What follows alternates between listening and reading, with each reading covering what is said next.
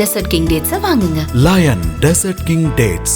சிங்கம் போல Aachi royal gulab jamun packs. ஒன்று வாங்கினால் ஒன்று இலவசம். Meenakshi Faculty of Occupational Therapy. Admissions open for BOT and MOT. Apply now. புகழ் வந்து ஒரு தடவை குக் வித் கோமாளியில் வந்து ஒரு கையில் தண்டால் எடுத்துட்டு இருந்தார் ரோட்ல. ஏன்னா ஒரு காமெடின் இல்லை, ஒரு காமெடின் பண்ணுற வேலை இல்லை. புகழ் வந்து சரியான ஆக்டர். நான் இண்டஸ்ட்ரியிலே வந்து ரொம்ப ஃபியூ பீப்புள் தான் அந்த மாதிரி பார்த்துருக்கேன். 10 என்றதுக்குள்ள சமந்தா அவர்களை வந்து வில்லனா அவங்களுடைய லுக்கா இருக்கட்டும் அண்ட் அவங்களோட ஆக்ஷனா இருக்கட்டும் அந்த அளவுக்கு நீங்க ஷேப் பண்ணிருக்கீங்கன்னு தான் சொல்லணும். ஆக்சுவலா சமந்தா வந்து நாட் மை சாய்ஸ். அப்போ சமந்தா கத்தி பண்ணிட்டு இருந்தாங்க முருகதாஸ் சாரோட. அப்போ சமந்தா ட்ரை பண்றீங்களா? அப்போ டோட்டல் டீமே அகைன்ஸ்ட். இந்த கேங்ஸ்டர்னு சொல்லும்போது தமிழ் சினிமாவில் உங்களுடைய ஃபேவரட் கேங்ஸ்டர் அப்படின்னா யார் சொல்றீங்க? மகான் வந்து எனக்கு ஓரளவுக்கு அதை ரீச் பண்ணிச்சு. கார்த்திக் சார் கூட ஃபோன் பண்ணி பேசினேன். அவர் பண்ண படத்துலேயே எனக்கு பிடிச்ச படம் வந்து மகான் தான். நிறைய பேருக்கு அதில் முரண்பட்ட கருத்தும் இருக்குது. ஆனால் என்னோட ஃபேவரட் வந்து மகான். நம்ம ப்ரொடியூசர் என்ன, இந்த கதை ரொம்ப நல்லா இருக்குது, இதை மிஸ் பண்ண வேணாம், இது எப்படியாவது எடுத்துருவோம். ஆனால் நம்மகிட்ட இருக்க பட்ஜெட் வந்து 300 மினிட்ஸ். ஸோ இங்கே பிரச்சனை. இந்த வெப் சீரிஸோட போஸ்ட் ப்ரொடக்ஷன் சைடில் வந்து என்னோட பார்ட்டிசிபேஷன் இல்லை. ஒரு 1 மினிட் ஃபுட்டேஜை சேர்த்து ஃபஸ்ட்டு 3 days வந்து அவங்க ப்ரொடியூசர் சைடில் வந்து படத்தை காலி பண்ணிட்டாங்க. ஒரு படம் நல்லா வரணும் அப்படிங்கிற நோக்கத்தோடு தான் நீ ஒரு வேலை செய்கிற. நானும் படம் நல்லா வரணும்னு தான் பேசிகிட்டு இருக்கேன். அப்புறம் 2 பேரும் சேம் புக் தானே, ஏன் எதுக்கு என் முதுகுக்கு பின்னாடி நீ வேலை செய்கிறேன்? கோலி சோடாங்கிறது ஒரு 4 சின்ன பசங்க, ஒரு ஆச்சி, ஒரு கண்ணாடி போட்ட பொண்ணு அப்படின்னு எல்லாமே சிம்பிளான நம்ம டெய்லி லைஃப்பில் பார்க்க முடிந்தும் பார்க்க தவறுற கேரக்டர்ஸ். அப்போது அவங்களோட நான் வந்து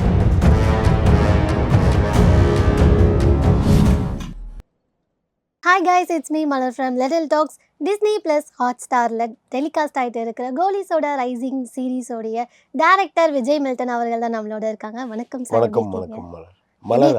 மலர். Yes. Yes. So first Goli Soda ரைசிங்கோட வெல்கமிங் பற்றி கண்டிப்பாக கேட்டே ஆகணும். அண்ட் நிறைய பேர் வந்து பார்த்துட்ருக்காங்க, நிறைய பாசிட்டிவான ரிவ்யூஸும் வந்துட்டுருக்கு. ஸோ அதை பற்றி சார். ஆக்சுவலாக ரொம்ப சந்தோஷமாக இருக்குது. என்னென்னா எல்லாருமே வந்து கோலிசோடா 1 and 2 வந்து அகைன் பார்க்கணும் அப்படின்னு தோணுது இது பார்க்கும்போது அப்படின்னாங்க. அது ரொம்ப எனக்கு பிடிச்சிருந்து. ஏன்னா எந்த கிரியேட்டராக இருந்தாலும் இல்லை, அவங்க படத்தை வந்து திருப்பி திருப்பி அவங்க பார்க்குறாங்கன்னா அது வந்து பயங்கர சந்தோஷம். இத்தனை வருஷம் கழித்து திருப்பி கோலிசோடா ரீவிசிட் பண்ணுறாங்கன்றப்போ இந்த வெப் சீரிஸ் நான் வந்து ஃபஸ்ட்டு டிசைன் பண்ணும்போது கோலிசோடா 1க்கும் 2க்கும் நடுவில் நடக்குது. 1.5 அப்படின்னு வச்சு தான் பண்ணேன். பட் எந்த அளவுக்கு அதெல்லாம் ஞாபகம் வச்சுருப்பாங்க அந்த கேரக்டர்ஸை, எந்த அளவுக்கு அவங்கள வந்து நம்ம எடுத்துக்கணும். அதாவது இதெல்லாம் அவங்க ஞாபகம் இருக்குன்னு நான் சீன் பண்ணணுமா இல்லை ஞாபகப்படுத்தி சீன் பண்ணணுமான்னு பெரிய கன்ஃபியூஷன் இருந்தது ரைட்டிங்கில். பட் இப்போது வந்து ரிசல்ட்டை பார்க்கும்போது எல்லோரும் தெளிவாக ஞாபகம் வச்சுருக்காங்க. நீ ஏன் அதை ரிப்பீட் பண்ணீங்க அப்படிலாம் கேட்குறாங்க. ஸோ இந்தளவு ஞாபகம் வச்சுருக்காங்கன்றது சந்தோஷமாக இருக்குது. So Vijay Milton sir interview எடுக்கணும் அப்படின்னு சொன்னோன்னே எனக்கு இந்த கொஸ்டின் கண்டிப்பாக கேட்டே ஆகணும்னு தோணுச்சு. ஏன்னா சாய்ஸ் ஆஃப் யோர் வில்லன்ஸ் அப்படின்றது வந்து ரொம்பவே டிஃப்ரெண்ட்டாக இருக்குது. அண்ட் இன்னொரு பக்கம் பார்த்தா ஷாக்கிங்காக இருக்குது. இந்த மாதிரியான ஆர்டிஸ்ட்லாம் நாங்கள் வந்து வில்லனிசமில் பார்த்ததே இல்லையே அப்படின்னு சொல்லி. ஸோ எப்படி சார் இந்த டெக்னிக்கில்? ஏன்னா இப்போ கோலிசோடா ரைசிங்லேயுமே வந்து புகழ் அவர்களாக இருக்கட்டும், ஆக்டர் ஷாம் அவர்களாக இருக்கட்டும், ரம்யா நம்பீசன் அவர்களாக இருக்கட்டும், இவங்களாம் அப்படி ஒரு மாதிரி கிரே ஷேட்ஸில் காட்டுற மாதிரி. ஸோ இந்த மாதிரி வில்லன் ரோலாக எப்படி நீங்கள் பிக் பண்ணுறீங்க? C 2 things. ஒன்று வந்து அதில் கேரக்டர், இன்னொன்று வந்து அதை நடிக்கிற ஆக்டர்ஸ். நம்ம எல்லாருமே வந்து இப்போ கிரேவாக தான் இருக்கும். இந்த நல்லவங்க வந்து இப்போ சிச்சுவேஷனை பொறுத்துங்கிற மாதிரி ஆயிடுச்சு. அந்த சிச்சுவேஷன் தான் டிசைட் பண்ணுது அவன் நல்லவனா கெட்டவனாங்க. ஸோ அந்த கிரே ஷேட் வந்து எல்லாருக்குள்ளேயும் இருக்குது. அதனால் கோலிசோடா வெப் சீரிஸை பொறுத்த வரைக்கும் பெரிய ப்ளஸ் பாயிண்ட்டே அதுதான். அங்கே வந்து கெட்டவங்களும் கிடையாது, நல்லவங்களும் கிடையாது, எல்லாமே மனுஷங்க. அந்தந்த நேரத்து நியாயங்கள் அது எப்படி வந்து இன்னொரு கேரக்டரோட கிளாஷ் ஆகுது, அது இவனோட நல்லது எப்படி அவனோட கெட்டதாகுதுன்னு தான் நான் கதை பண்ணியிருக்கேன். சேரன் சார் ஆகட்டும், ஷாம், புகழ், ரம்யா நம்பீசன், பரத், இந்த 4 பசங்க எல்லாருக்குமே ஒரு ட்ரீம் இருக்குது, ஒரு ஜேர்னி இருக்குது. இந்த பாதை வந்து அந்த பாதையை கிராஸ் பண்ணும்போது என்ன ஆகுதுங்கிறது தான் அந்த கதை. பட் ஷாம்க்கும் புகழுக்கும் வந்து நிறைய சாய்ஸஸ் போயிட்டே இருந்துச்சு. அவங்கள போடலாமா இவங்கள போடலாமான்னு. ஆனால் ஒரு விஷயம் நான் ஃபிக்ஸ் பண்ணிட்டேன், லுக். அந்த கேரக்டர் வந்து இப்படி தான் இருக்கணும். அந்த ஹார்பர் ரவிங்கிற கேரக்டர் வந்து ரவுடி கிடையாது, ரவுடிசத்தை விட்டுட்டு வந்த நல்லவரும் கிடையாது. அவர் வந்து டிரான்ஸ்ஃபர்மேஷன் பீரியடில் இருக்கார். ஸோ அவர் கத்தி இப்போ கீழே போட்டுட்டாரு, ஆனால் எப்போ வேணால் எடுத்துருவார் அப்படிங்கிற ஒரு ஸ்டேஜில் இருக்கிற ஆள். ஸோ அந்த ரஸ்டிக்னஸும் இருக்கணும், அட் த சேம் டைம் அந்த ஒயிட் காலருக்கு வர ட்ரை பண்ணுற அந்த ஆட்டிடியூடும் இருக்கணும். அதனால லுக்காக நான் டிசைட் பண்ணிட்டேன், இந்த மாதிரி இருக்கணும் இந்த மாதிரி இருக்கணும் அப்படிங்கிறத டிசைட் பண்ணிட்டேன். அதே மாதிரி புகழ் கேரக்டரை பொறுத்த வரைக்கும் அந்த புகழ் கேரக்டர் வந்து ஹார்பர் ரவியை இன்ஸ்பிரேஷனாக வச்சு அவர் மாதிரி ஆகணும், அவரை மாதிரி ஆகணும், தேவைப்பட்ட அவரையே காலி பண்ணிட்டு அவர் மாதிரி ஆகணும் அப்படின்னு நினைக்கிற கேரக்டர். ஸோ அதனால அந்த லுக் வைஸ் வந்து அவரை பார்த்து தான் இவர் காப்பி அடிப்பார். ஒரு கிளாஸ் ஆகட்டும், கையில் போடுற ஆக்சசரிஸ் ஆகட்டும். ஆனால் என்னென்னா அவரை ஹார்பர் ரவி போடுறதுல வந்து ஒரு கிளாஸ் இருக்கும், இவரதுல வந்து ஒரு சின்ன லோக்கல் இருக்கும். ஸோ அந்த லுக்கை டிசைட் பண்ணிட்டோம். அதுக்கான கேஸ்டிங் அந்த ஆக்டர்ஸை டிசைட் பண்ணுறதுக்கு தான் ரொம்ப டைம் ஆச்சு. புகழ் வந்து ஒரு தடவை குக் வித் கோமாளியில் வந்து ஒரு கையில் தண்டால் எடுத்துகிட்டு இருந்தார் ஃப்ளோரில். எனக்கு அதை பார்த்த உடனே ஏன்னா ஒரு காமெடின் இல்லை, ஒரு காமெடின் பண்ணுற வேலை இல்லை, உள்ளுக்குள்ளே ஒரு ஆட்டிடியூட் இருக்குது அவர்கிட்ட, இவர் வந்து ட்ரை பண்ணால் கரெக்டாக இருக்கும்னு சொல்லி கூப்பிட்டு செக் பண்ணோம். நினச்ச மாதிரியே சரியான ஆக்டர் புகழ் வந்து சரியான ஆக்டர். நான் இண்டஸ்ட்ரியிலே வந்து ரொம்ப ஃபியூ பீப்புள் தான் அந்த மாதிரி பார்த்துருக்கேன். நம்ம வந்து என்ன வேணுன்றதை சொல்லிட்டு ஒரு மார்க் கொடுத்தோம்னா நம்ம என்ன வேணும்னு சொன்னோமோ அதையும் பண்ணுவாங்க, மார்க்லேயும் வந்து நிற்பாங்க. அந்த காம்பினேஷன் எல்லாத்தையும் இருக்காது. சில பேர் வந்து பயங்கரமாக நடிப்பாங்க, ஆனால் மற்ற விஷயத்தை மறந்துடுவாங்க, இந்த எக்ஸ்டர்னல் விஷயத்தை மறந்துடுவாங்க, மார்க்கை மிஸ் பண்ணுவாங்க. சில பேர் அதில் கவனமாக இருப்பாங்க, இதை விட்டுருவாங்க. இந்த புகழ் மாதிரி ஆளுங்கள்லாம் வந்து எக்ஸாக்டாக நம்ம என்ன கேட்டுமோ அதை அளந்து போதுமா அப்படின்னு கேட்குறேன். எங்களோட இன்டர்வியூல கூட அவங்க வந்து சொல்லியிருப்பாங்க, வில்லன் ரோல்னு சொன்னோடனே ஃபர்ஸ்ட் எனக்கு கொஞ்சம் ஒரு தயக்கமாக இருந்தது, அப்புறம் போக போக ஓகேவாச்சு, பட் ஆனால் ஃபிக்ஸ் ஆகிடுச்சா இல்லையா அப்படின்ற மாதிரி எனக்கு ஒரு டவுட் இருந்துகிட்டே தான் இருந்தது அப்படின்னு சொன்னாங்க. பட் டெலிகாஸ்ட் ஆனதுக்கு அப்புறம் பார்க்கும்போது அவ்வளோ பர்ஃபெக்டாக பண்ணிட்டு இருந்தாரு. ஸோ அஸ் அ பெர்ஃபார்மராக புகழ் அவர்களை பார்க்கும்போது உங்களுக்கு எப்படி இருந்தது? அதுதான் பயங்கர சர்ப்ரைசிங்காக இருந்தது. நம்ம கேட்டதை தாண்டி சில பேர் தருவாங்க நம்ம. அது என்னன்னா அவங்களுக்கு தெரியாது, நம்ம இவன் வந்து 8 கேட்டால் நம்ம 9 தரும்ல அவங்களுக்கு தெரியாது, அவங்க பண்ணுவாங்க, அது ஃப்ளோவில் வரும். சில பேர் வந்து கடைசி வரைக்கும் 6 தான் கொடுத்துட்டே இருப்பாங்க, ஆனால் 8 பண்ணுறதா நினச்சிட்டே இருப்பாங்க, அவங்ககிட்டையும் சொல்ல முடியாது. ஆனால் புகழ்கிட்ட 8.25 அப்படின்னா 8.25 கொடுப்பாரு அவர் அளந்து. ஸோ அந்த இது அவர்கிட்ட இருக்குது. அண்ட் நான் வந்து யார்ட்டையும் வந்து கதை சொல்லும்போது வில்லன்லாம் சொல்லலை, இது கேரக்டர். நீங்கள் வந்து நல்லவரும் கிடையாது கெட்டவரும் கிடையாது, இங்கே எல்லா மனுஷங்களும் அவங்க நியாயத்துக்காக போராடிட்டு இருக்காங்க. அந்த மாதிரி உங்களுக்கு வந்து ஒரு ஜேர்னி இருக்குது, ஒரு இதுதான் சரி இது தப்புன்னு ஒரு கிளியர் விஷன் இருக்குது, அதை நீங்கள் பண்ணுறீங்க அப்படிங்கிறத நான் தெளிவாக கன்வே பண்ணிட்டேன். Nice sir. அண்ட் வில்லன்ஸ் அப்படின்னு சொல்லும் போதே இவங்களை பற்றி பேசலை அப்படின்னா கண்டிப்பாக ஆடியன்ஸ் எனக்கு திருப்பி திட்ட ஆரம்பிச்சிருவாங்க. ஏன்னா இவங்களை வந்து வில்லனாக நாங்கள் பார்த்த உடனே வந்து செம்ம ஷாக், ரியலி அது சொல்லணும் அப்படின்னா. ஸோ இவங்களை எப்படி இவங்க வில்லனாக எடுத்தாங்க அப்படின்னு சொல்லி இன்னொரு பக்கமும் வந்து டாக்ஸ்லாம் போயிட்டு இருந்தது. சமந்தா அவர்கள் 10 என்றதுக்குள்ள சமந்தா அவர்களை வந்து வில்லனா அவங்களுடைய லுக்காக இருக்கட்டும் அண்ட் அவங்களோட ஆக்ஷனாக இருக்கட்டும் அந்த அளவுக்கு நீங்கள் ஷேப் பண்ணியிருக்கீங்கன்னு தான் சொல்லணும். ஸோ அதை பற்றி ஆக்சுவலாக சமந்தா வந்து நாட் மை சாய்ஸ். அப்போது என்னோட ஃபர்ஸ்ட் சாய்ஸ் அவங்க கிடையாது. அந்த கேரக்டருக்கு வந்து இன்னும் பில்ட்டாக இன்னும் ஸ்க்ரீன் ப்ரெசன்ஸ் இருக்கிற ஒரு ஆள் தான் தேவைப்பட்டுச்சு. அப்போ வந்து நம்ம அனுஷ்கா மேடம், நயன்தாரா மேடம்லாம் ட்ரை பண்ணோம். அப்போ டேட்ஸ் ஒத்து வரல. ஸோ அப்போ சமந்தா கத்தி பண்ணிகிட்டு இருந்தாங்க முருகதாஸ் சாரோட. முருகதாஸ் சார் தான் ப்ரொடியூசர்.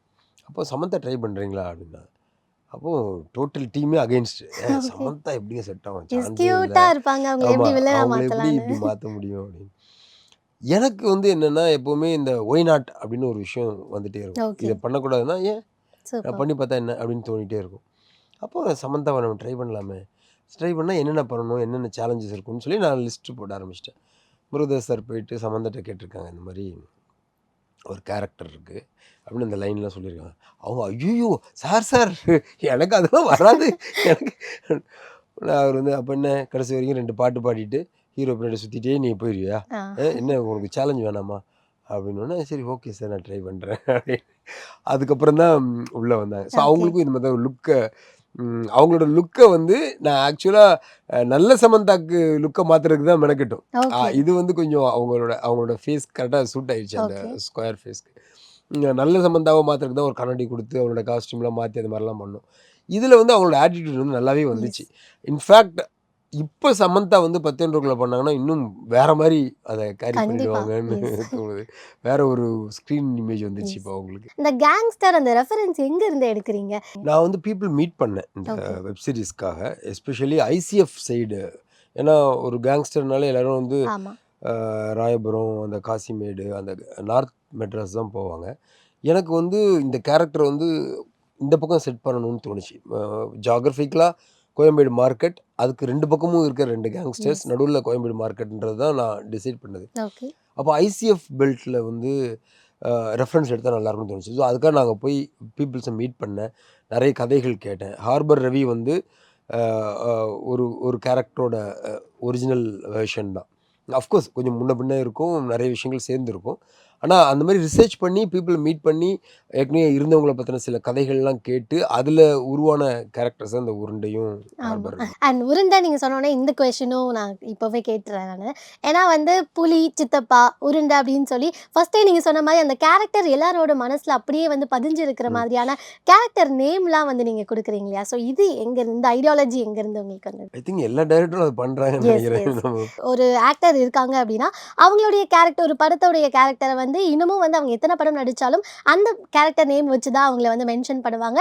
எங்கே போனாலுமே அதை வச்சு தான் ரெகக்னைஸ் பண்ணுவாங்க. ஸோ அந்த மாதிரி பசங்கள்லேருந்து அவங்க இந்த கோலிஸோட வந்ததுக்கப்புறம் புலி, சித்தப்பான்ற இன்னொரு கேரக்டர் கிடைக்குது. அதே மாதிரி புகழ் அவர்களுக்கு உருண்டை அப்படின்ற ஒரு கேரக்டர் நேம் கிடைக்குது. ஸோ அதனால கேட்டேன். ஆக்சுவலாக புள்ளி, சித்தப்பா எல்லாம் வந்து என் ஃபோன்லேயும் இன்னும் அந்த பேரில் தான் இருக்காங்க. சம்டைம்ஸ் இன்டர்வியூக்கெலாம் கூப்பிடும்போது அவன் பேர் என்ன அப்படின்னா நான் புள்ளின்னு யார் சார் அப்படின்னு கேட்பாங்க. இருங்க அவன் பேர் வந்து அப்படின்னு. அதே மாதிரி அந்த கோலிஸோட யாமினி, இன்னைக்கு வரைக்கும் அவன் எனக்கு யாமினி தான். அவன் பேர் ஆக்சுவலாக இது பாருங்க சாந்தினி. யாமினி, நான் யாமினி தான். எனக்கு ஸ்பாட்டில் கூப்பிடும்போது யாமினி வர சொல்லுங்கள், அடுத்த ஷாட்டுக்கு அவங்களுக்கு காஸ்டியூம் போயிடுச்சா, கிஷோர் இப்படி தான் வரும் நம்மளுக்கு அந்த இது ஃப்ளோவில் natural. And the other side பார்த்தீங்கன்னா என்னோட மோஸ்ட் ஆஃப் த படத்தில் வந்து கேரக்டருக்கு நேமே இருக்காது. என்ன பேர், ஹீரோ பேருன்னு கேட்பாங்க. நான் அப்புறம் தான் யோசிப்பேன், ஆமாம்ல ஹீரோக்கு என்ன பேர். ஏன்னா நம்ம மோஸ்ட்லி யாரும் பேர் சொல்லி கூப்பிட்டுருக்க மாட்டோம். ஆமாம். சார்னு கூப்பிடுவோம், இல்லை மச்சான்னு கூப்பிடுவோம். அது வந்து டிபெண்டிங் அப்பான் நான் எதிர யார் இருக்காங்கன்றதை பொறுத்து. ஓகே. நேம் வந்து சொல்லி கூப்பிட்றது வெரி ரேர் தானே. எஸ். எங்கேயாவது அப்ளிகேஷனில் கொடுக்கும்போதோ லைனில் நிற்கும் போதோ தான் தேவைப்படும். ஸோ அந்த மாதிரியும் நடந்திருக்கு. ஸோ இந்த கேங்ஸ்டர்னு சொல்லும்போது தமிழ் சினிமாவில் உங்களுடைய ஃபேவரட் கேங்ஸ்டர் அப்படின்னா யார் சொல்வீங்க? எனக்கு வந்து கேங்ஸ்டர் அப்படின்னாலே மார்ட்டின் ஸ்கார்சிஸ் தான். ஓ. தமிழ் படங்கள் எனக்கு மைண்டில் நிறைய வந்திருக்கு. ஆனால் ஓகே. அப்படி மைண்டில் வர படங்களை எடுத்த டைரக்டர்ஸ் கூட அவங்க பார்த்த படம் எதுன்னு கேட்டால் நிச்சயமாக மார்ட்டின் ஸ்கார்சிஸ் ஃபிலிம் தான் சொல்லுவாங்க. ஏன்னா அவர் படத்தில் தான் வந்து ஒரு ஒரு கேங்ஸ்டர்ஸ்க்கான ஒரு அவங்களுக்கு ஒரு லைஃப் இருக்குது. அவங்களுக்கும் குத்துனா ரத்தம் வரும், அவங்களுக்கும் நகம் வளரும், அவங்களுக்கும் பொண்ணு இருக்கும், அவங்களுக்கும் ஒரு அஃபேர் இருக்கும், அவங்களுக்கும் பசிக்கும் அப்படின்னு அவங்கள வந்து ஒரு ரத்தமும் சதையுமா நம்ம கண்ணு முன்னாடி நம்ம பார்க்க முடியும். அது வந்து அதுக்கு முன்னாடியே ஆரம்பிச்சிருக்கு, காட்ஃபாதர்லாம் இருந்திருக்கு.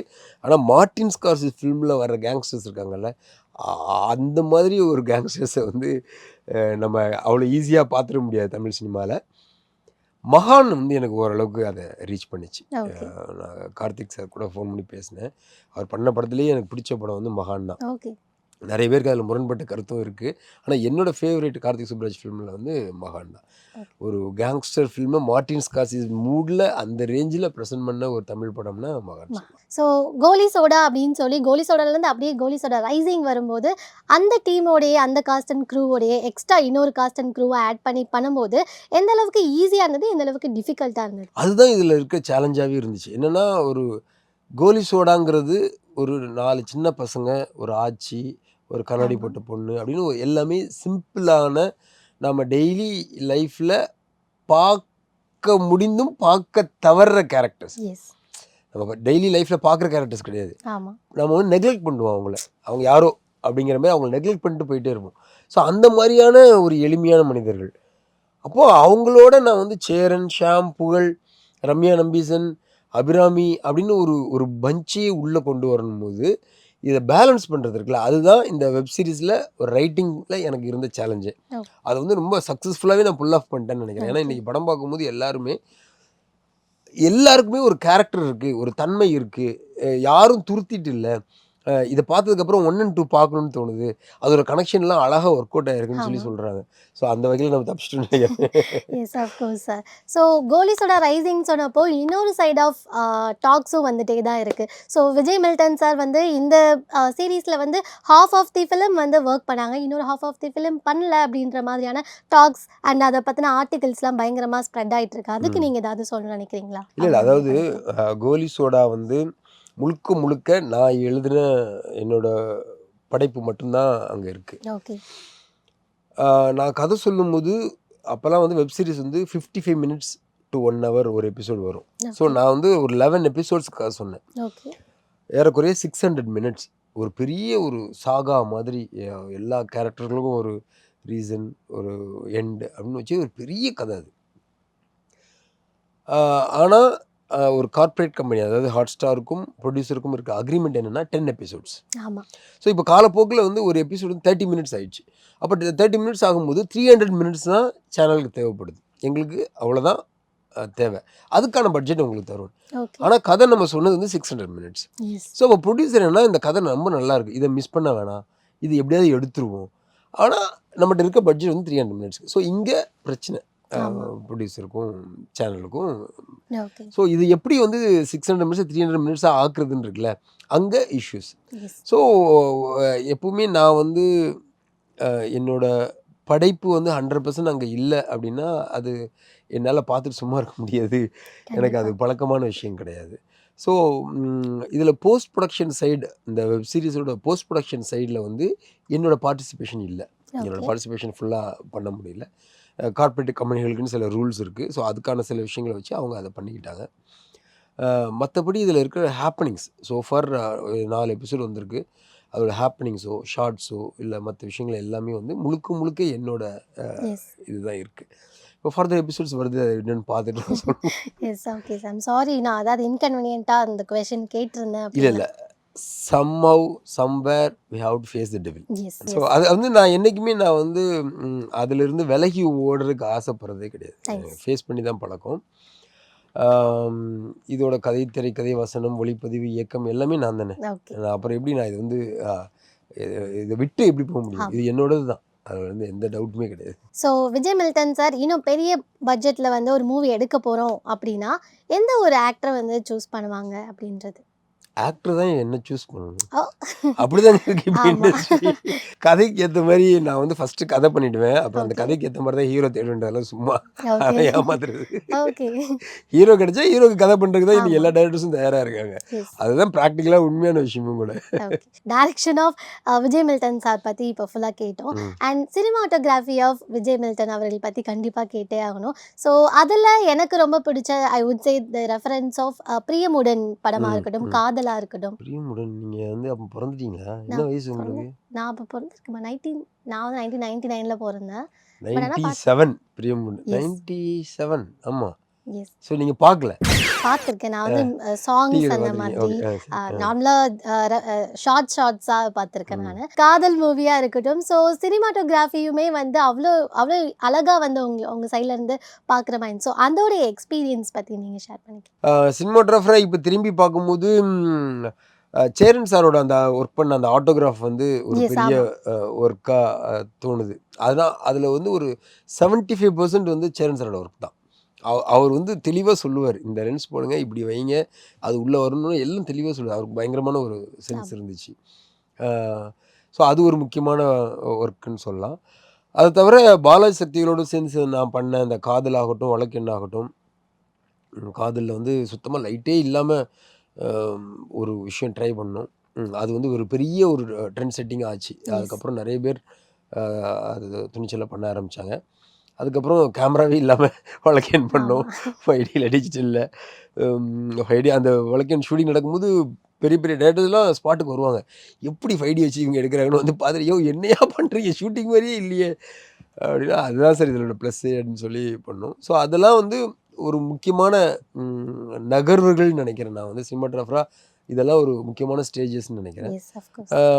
அதேமாதிரி மழை பிடிக்காத மனிதன்லேயும் என்னோடய ஒர்க் வந்து நான் ஒரு கோலி சோடா, காதல் மாதிரி ஒரு அவைலபிளை வச்சு ஒரு அழகு பண்ணாமல் தெளிவாக இந்த ஃப்ரேம் இப்படி தான் இருக்கணும், இந்த கலரில் இருக்கணும், இங்கே ஒரு ப்ராப்பர்ட்டி இருக்கணும், அங்கே ஒரு பூ இருக்கணும், அங்கே ஒரு போட் இருக்கணும்னு டிசைட் பண்ணி பண்ண ஒர்க் அது மலை பிடிக்கிறது. ஸோ அதுவும் வந்து ஒரு கண்ட்ரோல்டு ஒர்க்காக இருந்துச்சு. மழை பிடிக்காத மனிதன்னு நீங்கள் சொல்லும்போது இந்த கொஷின் கேட்குறேன். லைக் எங்களுக்குமே வந்து ஹர்ட்ஃபுல்லாக இருந்தது அந்த ஒரு ஃபர்ஸ்ட் 10 மினிட்ஸ் வந்து அவங்க ஃபஸ்ட்டே இது பண்ணிட்டாங்க 1 மினிட். ஸோ அது வந்து எங்களுக்குமே பார்க்கும்போது ஷாக்கிங்காகவும் இருந்தது, ஹர்ட்ஃபுல்லாகவும் இருந்தது. அஃப்கோர்ஸ் உங்களுக்குமே அது பயங்கர ஹர்ட்ஃபுல்லாக இருக்கும். ஒரு மூவியவே வந்து அதை எடுத்து கொடுத்துற மாதிரி இருக்கும். ஃபஸ்ட்டு 3 டேஸ் தான் இப்போ ஒரு படத்தோட லைஃப். ஃபஸ்ட்டு 3 டேஸ் இல்லை, 3 ஷோஸ் தான். ஒரு படம் ரிலீஸ் ஆனால் அது எவ்வளோ நல்லா இல்லை அப்படின்னு தெரிஞ்சுக்கிறதுக்கு தான் இப்போ எல்லாமே தயாராக இருக்காங்க. அது எவ்வளோ நல்லா இருக்குது, ஏன் நல்லா இருக்குங்கிறதெல்லாம் வந்து மச் லேட்டர். எவ்வளோ நல்லா இல்லை, எவ்வளோ சொதப்பியிருக்காங்க அப்படி தான் இப்போ எல்லாருமே கேட்குறாங்க. ஸோ அதுக்கு தீனி போடுறதுக்கு தான் நம்ம எல்லாருமே தயாராக இருக்கும். அது வந்து ஏன் இவ்வளோ நல்லா இல்லை, இதெல்லாம் நல்லா இல்லை அப்படிங்கிறது தான் ஃபஸ்ட்டு சொல்கிறதுக்கு நல்லாயிருக்கும். அதுக்கு ஹெல்ப் பண்ணுற மாதிரி ஒரு 1 மினிட் ஃபுட்டேஜை சேர்த்து ஃபஸ்ட்டு 3 டேஸ் வந்து அவங்க ப்ரொடியூசர் சைடில் வந்து படத்தை காலி பண்ணிட்டாங்கன்னு தான் சொல்லணும். அதனால் ஸோ அந்த 3 டேஸ் ரிவ்யூஸ் தான் வந்து ஒரு படத்தை இமேஜை க்ரியேட் பண்ணுது.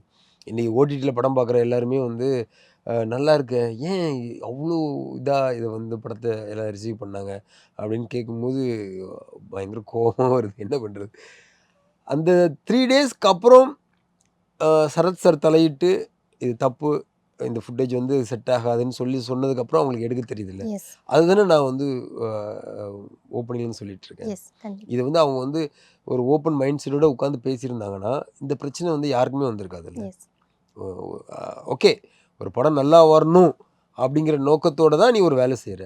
நானும் படம் நல்லா வரணும்னு தான் பேசிகிட்டு இருக்கேன். அப்போ நம்ம 2 பேரும் சேம் புக் தானே, உட்காந்து பேசுகிறதுல என்ன இருக்குது? ஏன் எதுக்கு என் முதுகுக்கு பின்னாடி நீ வேலை செய்கிற? யாருக்கும் தெரியாமல் ஒரு ஃபுட்டேஜை 1 மந்த் ரெக்கார்டிங் வாசித்து அதுக்கு ஒரு ஸ்கிரிப்ட் எழுதி அதுக்கு ஒரு விஷுவல் பண்ணி 1 மந்த் ஒரு ஃபுட்டேஜை நீ ரெடி பண்ணியிருக்கலாம் என் முதுகுக்கு பின்னாடி. அந்த 1 மந்த்து நீ எனக்கு ஃபோன் பண்ணி, என்ன சார் அது ரெடி ஆயிடுச்சா, சென்சார் ஆயிடுச்சா, நம்ம படம் எப்படி வந்துட்டுருக்கேன் சார், அங்கே போகிறோம், இங்கே போகிறோம், ப்ரொமோஷன் போகிறோம், ஹைதராபாத் போகிறோம்லாம். அப்போ என் கூட சேர்ந்தது எல்லாமே துரோகம் தானே. அது 1 மினிட் வந்து என்னை ஏமாற்றி என் மேலே நடிச்சிட்டு இருந்திருக்கேன். எப்படி நான் உன்னை வந்து ஒரு ப்ரொடியூசரை மதிக்க முடியும்? ப்ரொடியூசர்னால் என்ன? You have to produce. ஒரு அம்மா உருவாக்கணும். அந்த கான்ஃபிடென்ஷியல்னு ஒன்று இருக்கு இல்லையா, அழிக்கிறதா வந்து ஒரு தயாரிப்பாளரோட வேலை. நீங்கள் எப்படி சார் பார்க்குறீங்க? இப்போ வந்து ஒரு படம் வரதுக்கு முன்னாடியுமே ஒரு சில ஃபுட்டேஜ் வந்து ரிலீஸ் பண்ணுறதா இருக்கட்டும், படம் ரிலீஸ் ஆகிறதுக்கு முன்னாடி நீங்கள் சொன்ன மாதிரி இப்போ மழை பிடிக்காத மனிதனில் வந்த மாதிரி இந்த மாதிரி நிறைய பண்ணிகிட்டு இருக்காங்க. ஸோ நீங்கள் எப்படி பார்க்குறீங்க? இல்லை அவங்களுக்கு என்ன நீங்கள் சொல்லுவீங்க?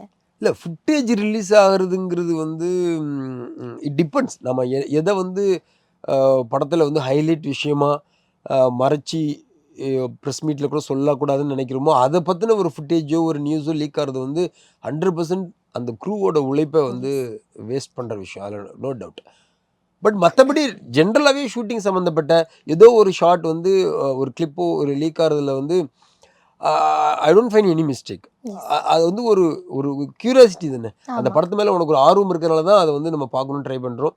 அதுக்கு தான் நம்ம இதை பண்ணுறோம். ஆனால் ஒருத்தர் அதை மெனக்கெட்டு எடுத்து ரிலீஸ் பண்ணுறாங்களே அவனோட இது வந்து தப்பு, அவனோட பிஹேவியர் வந்து 100% தப்பு. ஸோ அது கம்ப்ளீட்டாக கான்ஃபிடென்ஷியலாக வச்சிருக்கிற விஷயத்தை வந்து உடனே அதை உடைச்சிற மாதிரி ஒரு விஷயம் நடக்குது. இல்லை, அப்படி ஒரு டெண்டன்சி இப்போ எல்லாருக்கிட்டையுமே இருக்குது. எதை வந்து காப்பாற்றி கரை சேர்க்கணும், எதை வந்து உடச்சி விடணும்னு யாருக்கும் தெரிய மாட்டேங்குது. எதாக இருந்தாலும் டப்பு டப்புன்னு போட்டு அதை வந்து இது பண்ணுற ஹைப் கிரியேட் பண்ணுறேன்ற ஒரு பட்சத்தில் இன்னொரு சைட் ஆஃப் இருக்கிற அந்த வெல்கமிங்குமே வந்து கிடைக்க விடாத மாதிரி பண்ணுறதும் இருக்குது.